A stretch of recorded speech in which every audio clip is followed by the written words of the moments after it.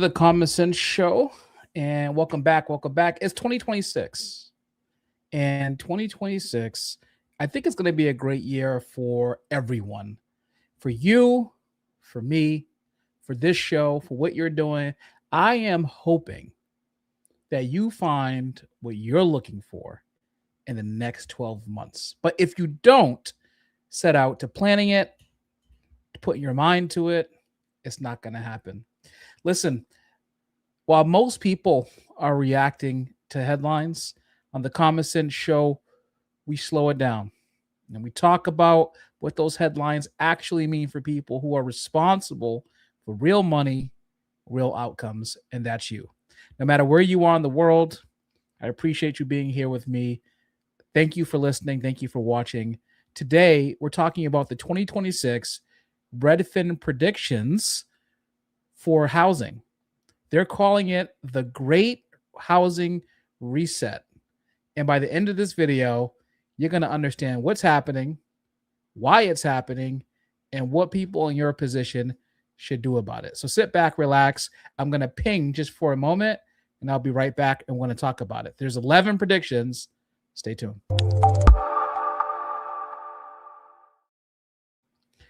All right, so the 2026 Redfin predictions are in. As I mentioned, they're calling it the Great Reset. And so I want to dive right in. Prediction number one that Redfin has is that mortgage rates are going to dip to the 6% range, or the low 6% range is what they're saying. And it's going to provide one factor to improve affordability of housing. Because right now, one of the biggest problems across the country is the fact that people can't afford to actually move in to their homes. The 30-year fixed rate, they're predicting, will average 6.3 for the entire year. And in 2025, the average mortgage rate was 6.6%. So what they're saying is they believe that the low sixes are where the mortgage rates will end up. And here's the explanation for that. They say that a weaker labor market will lead the Fed to cut interest rates in 2026 and bring monetary policy to a more neutral place, which should keep mortgage rates in the low 6 range. But lingering inflation risk and the likelihood that we'll avoid a recession will keep the Fed from cutting more than markets have already priced in. That's why rates may dip below 6% occasionally, but not for any meaningful period. The Fed will change leadership in 2026. That's true. The Federal Reserve Chairman Powell is going to be out, and it says, but that is also unlikely to bring significant lower mortgage rates, as long-term rates like mortgage rates are set by bond markets. Yes, they are. And so, as you may or may not know, investors basically use the bond market to try to see if it's where they should put their money. The bond market is paying out higher than what they can get as a return elsewhere, then they invest in bonds. If the bond market is paying out less than what they can get by investing in other places, they invest in those other places, leaving the bond market alone. Remember that investing is all about hedging risk.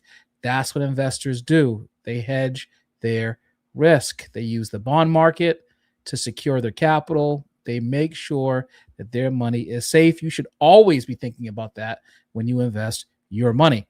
Prediction number two from Redfin for 2026. They say that home buying affordability will improve because they believe that wages are going to grow faster than prices. It says that they expect the median U.S. house sale price to rise 1% year over year in 2026. They say that prices will tick up only marginally because still high mortgage rates and prices, along with a weaker economy, will curb demand.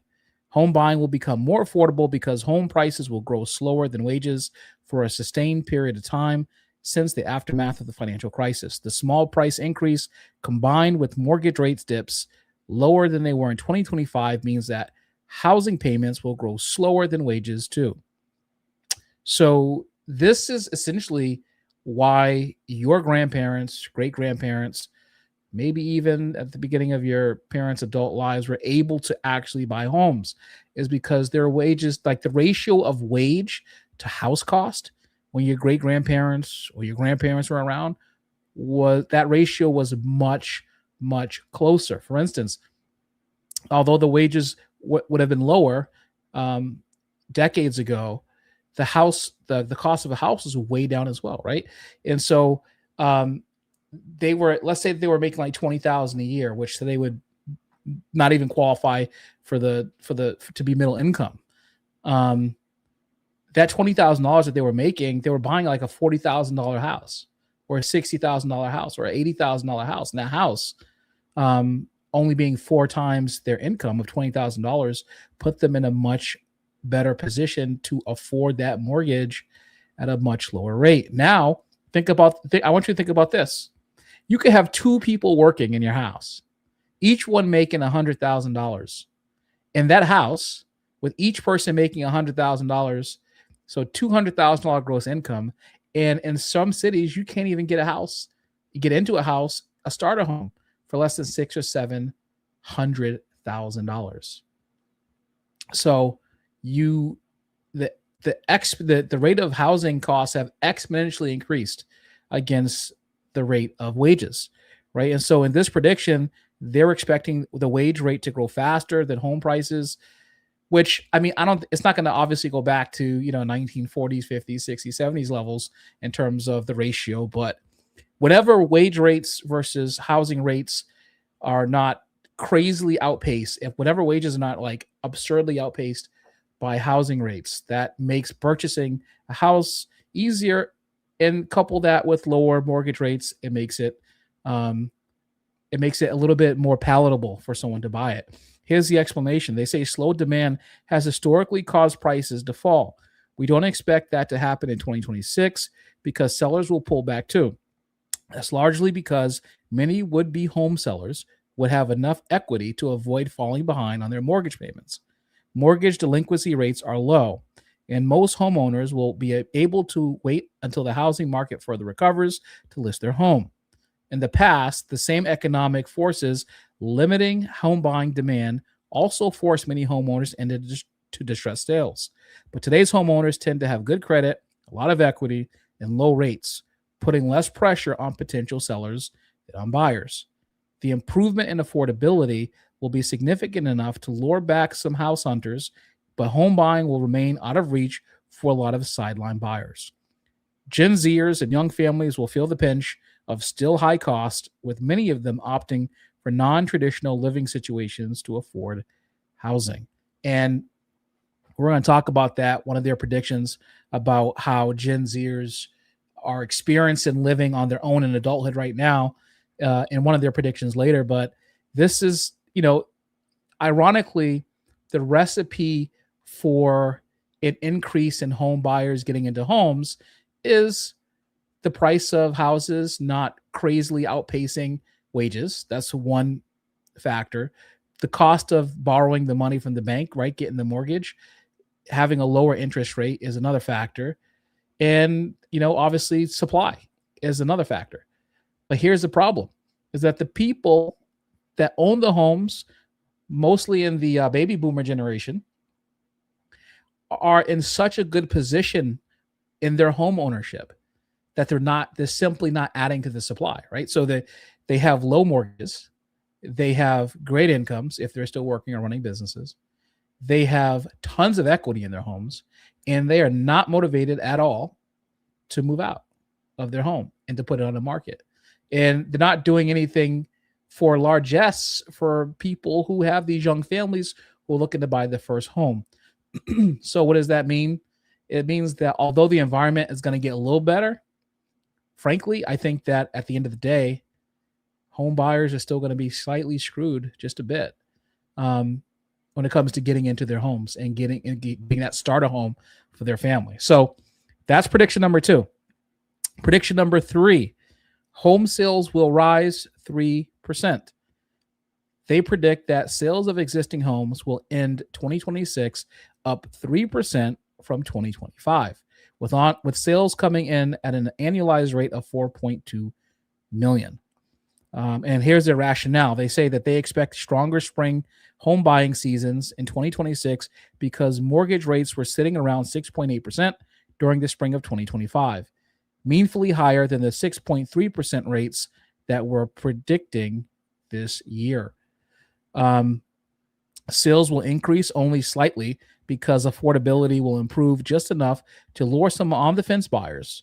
Many house hunters will remain priced out and or limited by stalled labor market, including some Americans who have lost their job, fear losing their job as AI takes the toll on white-collar workforce. This is a real problem, is that people are nervous. I just heard probably a couple months ago from like just chatter from around the country. When I consult, I hear things. People are saying, do not leave your job. If you have a job, especially a white collar job, do not leave it. I'm going to give you an example. I talked to this kid. Sorry, I got to turn down my heat. It's hot in here. I talked to this kid at the gym, and he told me that he had applied for, and he had actually made a list of all the jobs that he applied for in the last 3 years since he had gotten out of school. What did he say? He applied for 1,025 jobs. 1,025 jobs. That's about applying for a job a day since he got out of school. You know how many interviews he had? Out of 1,025? 5. And he still didn't get a job. So here's this kid with a degree, went to school, out of school for 3 years, 1,025 jobs, 5 calls out of 1,025, and didn't get it. And didn't get an interview. Because that's where people are right now. So if you have a job, don't leave it. Number one. Number two, even though the buying market will be better, the supply of housing is certainly not going to be able to accommodate a big wave of home buyers who are actually qualified to actually buy. So it kind of creates, in some ways, an artificial supply-demand problem, right? We need more housing supply. We need so much housing to accommodate the people who need housing. It's a joke. I mean, we don't just need single-family houses. We need tons of apartments. And, we are on pace to not nearly have the amount of supply that we need with population isn't growing like at exponential rates as it once did, but it's still a problem. Prediction number 4, rents will rise as demand for apartments rises and supply falls. Here's your supply and demand problem. And in some cases, this is why some states are trying to put rent control on the ballot, right? Because of this potential for supply falling and driving up the price of rent across the board. Here's the rationale for prediction number 4. It's that demand for apartments will rise as supply falls in 2026, leading to rents rising in many metro areas. Nationwide, they expect rents to rise about 2 to 3% year over year by the end of 2026, roughly the pace of inflation. Apartment construction has slowed from its 2021 to 2022 surge and is expected to continue slowing, meaning fewer apartments are hitting the market and there's more competition for each one. At the same time, many Americans are renting instead of buying because down payments and monthly mortgage payments are expensive. However, in some areas like South Florida, Southern California, tightened immigration enforcement is likely to put a lid on rental demand growth. Yeah, where there have been a lot of illegal immigrants that have come in to the country and have been deported, that might increase supply of rental apartments in those areas. Will be interesting to see what happens. In Florida, of course, with the hurricanes and there being a lot of houses that were wiped out because of the hurricanes, and also in California with the wildfires, there's the potential where people might be able to come in and buy houses for cheap if they're willing to do work. But this is kind of like creating a storm of another kind of boom for people who are willing to buy distressed properties and actually fix them up.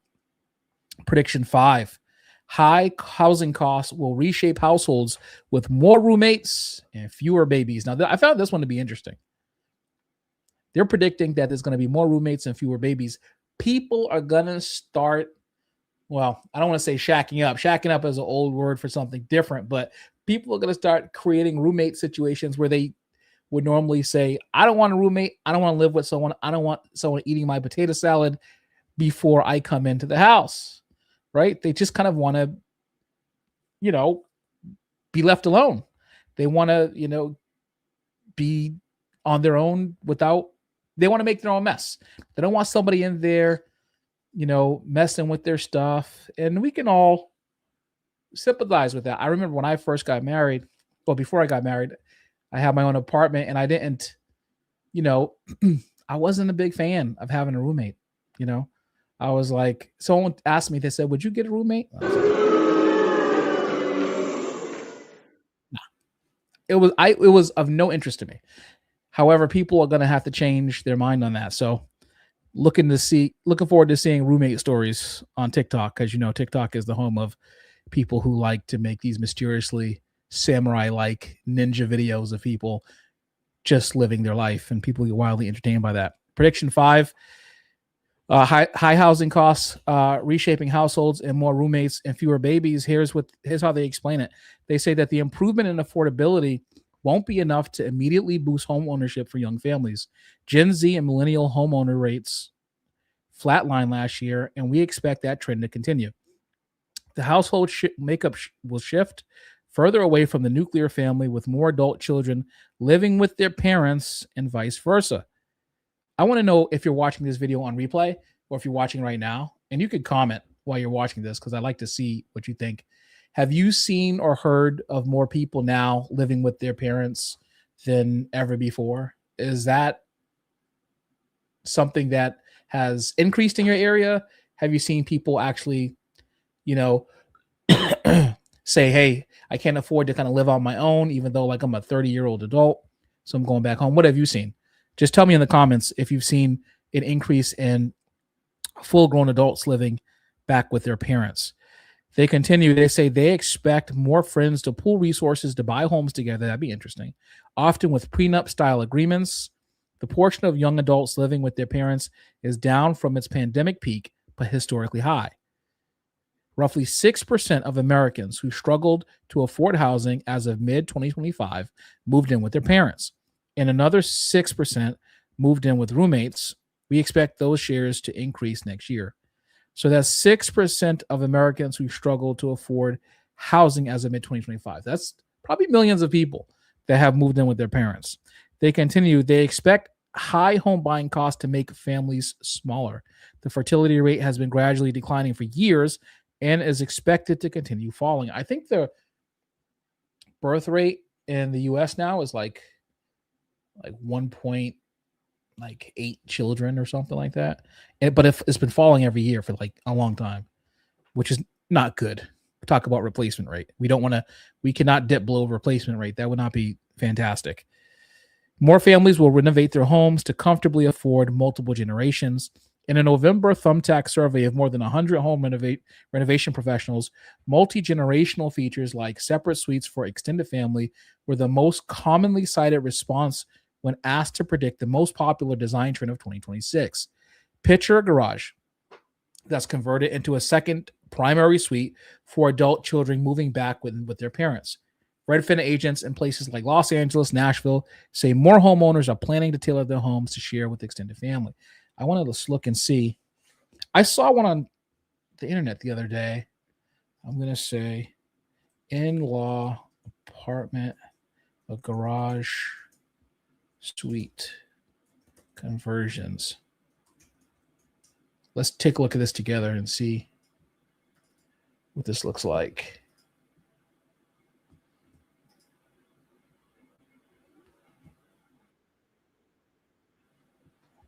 I'm going to mute the commercial because no free advertising on this program ever.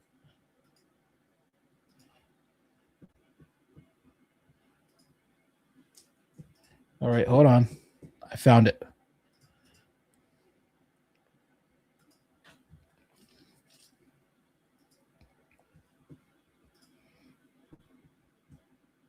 We each had our own place. This was a garage. It was like a 1.5 car garage. It was like a sliding garage door. You couldn't park a car in there. It was shelves, and it was literally just a storage garage.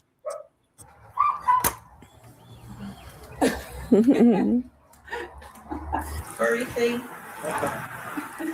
She's Timmy's gonna be the star. he's gonna be he found a friend. This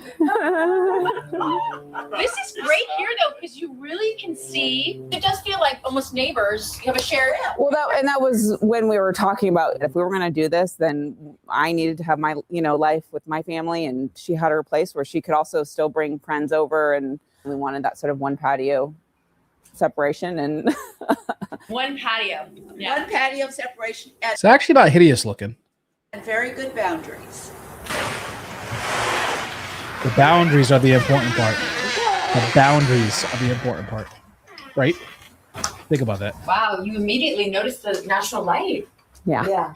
So that was a must-have, and also in terms of, and you can hear the difference in it's noisy outside. We're living downtown. So this wall here is where the doors were. I still wanted it to feel like it could maintain the look of a garage because there's no gate, so people don't just come walking, walking in through the back gate.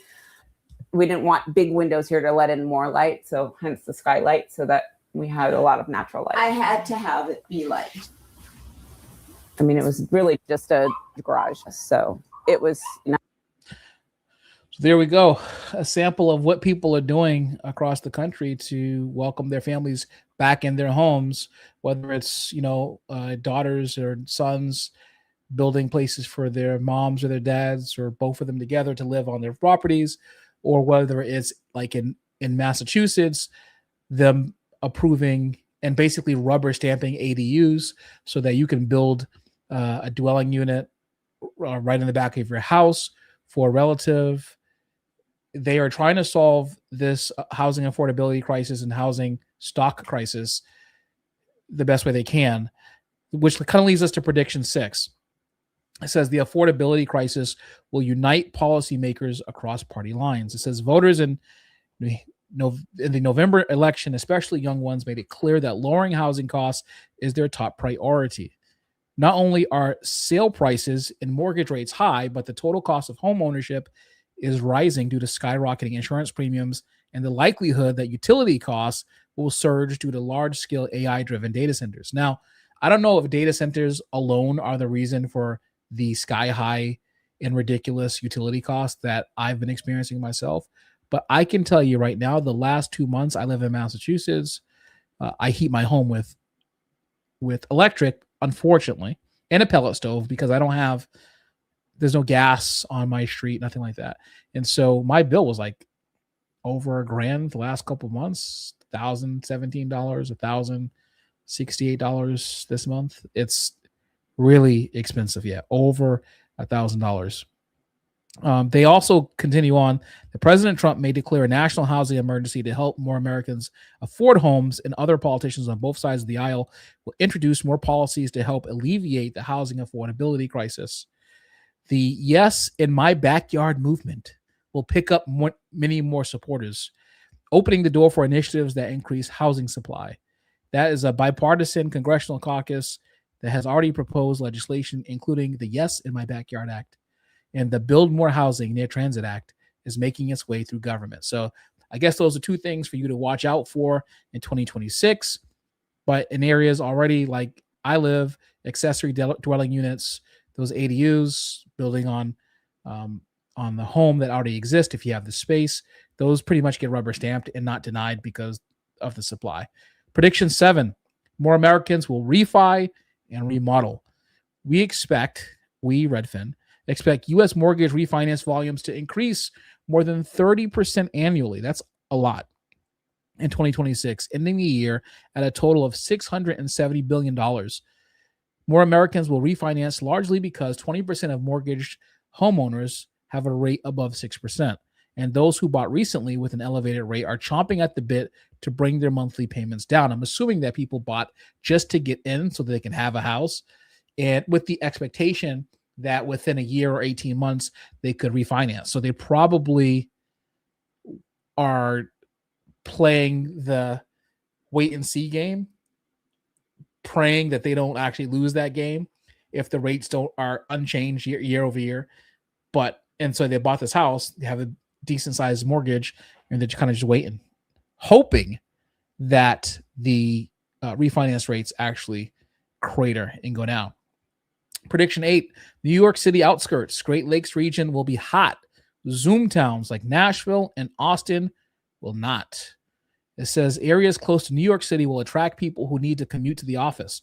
The Midwest and Great Lakes regions have wide appeal because they are fairly affordable and provide relatively safe havens against climate-related events like wildfires and floods. Small and mid-sized cities are luring recent graduates with affordable rents and opportunities to build stable careers in blue-collar fields as AI replaces some entry-level white-collar jobs. So here are 6 housing markets that are most likely to heat up in 2026, according to them. Pay attention to this if you live there or if you're thinking about moving and trying to figure out a place to actually go. So number 1, New York City suburbs. It says Long Island, Hudson Valley, Northern New Jersey, Fairfield County, Connecticut. So those are, that's the first area. Syracuse, New York, Cleveland, Ohio, St. Louis, Missouri, Minneapolis, Minnesota, Madison, Wisconsin. So that is Redfin's take on who they believe or what areas they believe are actually going to heat up. I don't know about that, but there certainly are a ton of areas that are becoming more gentrified or just developed, right? There's a lot of land. If you go to, what is it called? Bidforassets.com, and you just search just to kind of have an idea of the land area that people just buy up. There's a ton of land, especially like in the Ozarks area, Arkansas area. Like they have tons of undeveloped land that they're developing. They have like these huge developmental plans for the areas and how they want to set it up. Here are 6 areas that are most likely to cool down, according to Redfin, in 2026. Nashville, Tennessee, San Antonio, Texas, Austin, Texas, Fort Lauderdale, West Palm Beach, Florida, and Miami, Florida. So they're saying Texas and Florida. Be honest with you, I don't see it. Here's the deal. If the Florida legislature actually gets rid of property tax like they're trying to, that is actually going to be a win, an absolute win. And I don't see how they're going to go down in people migrating to those areas. I think it's just going to go the other way. Prediction number 9, climate migration will go hyper-local as climate-driven events like hurricanes and wildfires become more frequent and intense. Climate will become a more popular reason to move, but people won't necessarily make big moves, like from coastal Florida to the Midwest. Instead, we expect some people living in especially vulnerable neighborhoods to move to less vulnerable parts of the same metro area. For example, Los Angeles Redfin agents say some people plan to leave places like the hills surrounding Malibu or the Pacific Palisades, or not likely returning to places like the Palisades and Altadena after the 2025 wildfires in favor of flat coastal neighborhoods like Santa Monica or Long Beach. That way they can keep their job and lifestyle, but in less vulnerable homes in areas. People are shying away from building, buying, and hanging on to homes in climate risky neighborhoods because insurance costs are sky high. I did a whole episode of this show where I was talking about the flight of insurance companies from California due to their lack of appetite to insure homes in fire-prone areas. I can assure you that issue has not gotten better at all. So if you're looking to move to California, or Florida, I guess, because of the hurricanes.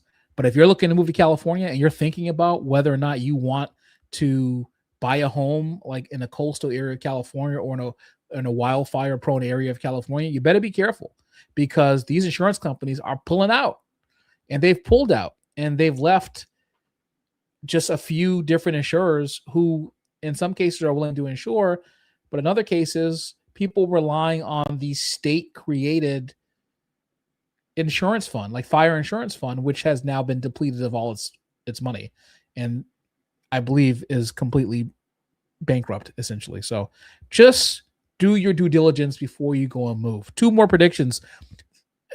Prediction number 10, the National Association of Realtors will let local MLSs call the shots, sparking consolidation. It says it's time consuming, confusing, and inconsistent for the National Association of Realtors to write rules for 500 local municipal multiple listing services. NAR will step out of the role of industry rulemaker and let the local branches create rules about how homes are listed in their market, something that has already started happening. So if you're not familiar with the multiple listing service are where realtors use to list homes, list rentals, to list commercial properties, to sell even businesses, like all sorts of real estate related transactions. Often those multiple listing services have their own boards and they control regions of realtors around the country. And so for instance, in the state of Massachusetts, there's GREB, the Greater Real Estate Board, Greater Boston Real Estate Board. We call it GREB. And there's a whole multiple listing service with the board in this area. And so what they're saying is they're going to decentralize how the National Association of Realtors, the individuals who give you the designation, give real estate agents the designation realtor. They're going to decentralize essentially their command or their desire to touch every aspect of how the multiple listing service works and how it interacts with properties in the location. Kind of decouple from that.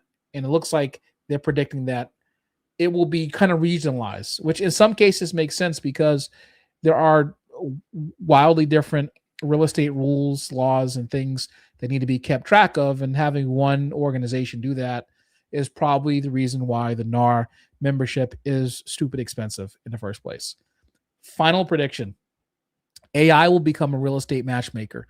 Generative AI will increasingly help people decide where to move, identifying cities, towns, neighborhoods, and homes that fit users' budgets and lifestyle criteria. Instead of a typical geographic search, home buyers will search for precisely what they want and have a back and forth conversation with search sites, giving feedback to tailor their results. These tools will allow house hunters to find homes with niche features. For instance, Redfin agents expect wellness features to become a defining feature of the next year's high-end housing market. Generative AI will help those luxury house hunters find homes equipped with advanced air filtration systems, whole house water purification, and amenities like meditation rooms and cold plunge pools. Is that something that you would be looking for in your home? A cold plunge pool? I'm not sure if I could actually. Well, I did a cold plunge in Jamaica one time because it was just extraordinarily hot right there. And it was actually delicious. But absent me moving to Jamaica and needing to polar bear-like sink into a cold plunge that's about like 40 degrees, I don't really think that I really needed that in my house.